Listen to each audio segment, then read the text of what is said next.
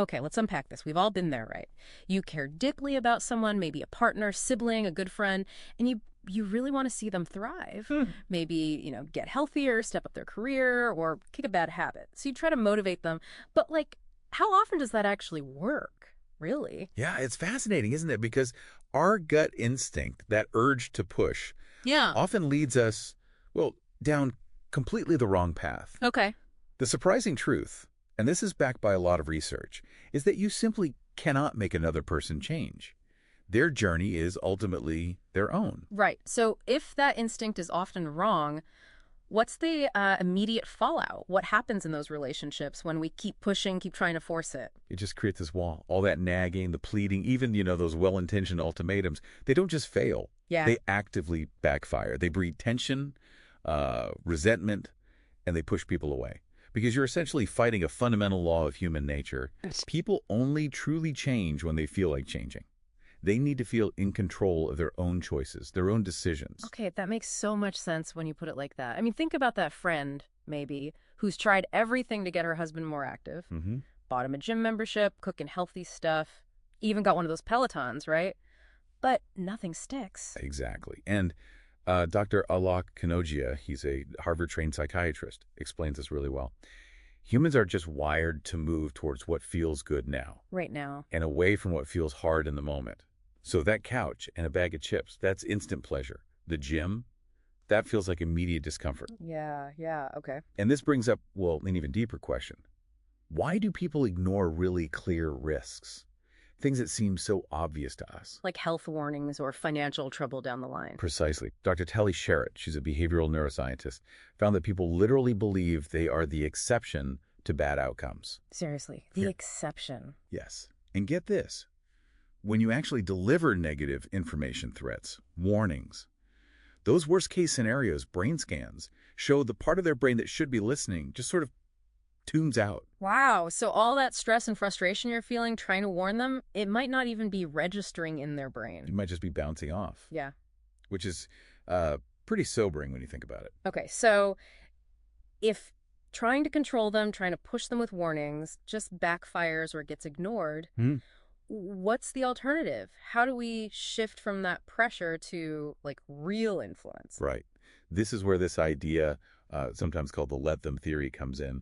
And it's not about passive resignation. It's not giving up. Okay. It's more like an active, even loving surrender of that need for control. You accept them exactly as they are right now.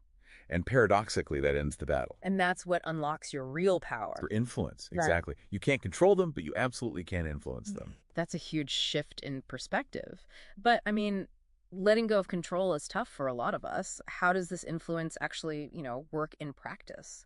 Well, Dr. Short's research on social contagion is really key here. Social contagion, like catching a cold. Sort of. It's that fascinating phenomenon where behaviors, attitudes, even emotions kind of spread through a group. We are highly, often subconsciously influenced by the people around us. Okay. So if you want to inspire change, you need to model the behavior you want to see. And crucially, make it look easy, maybe even pleasurable for you.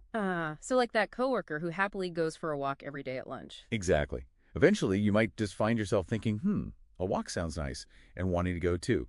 You've been subtly influenced by their positive example, not pressured. Right.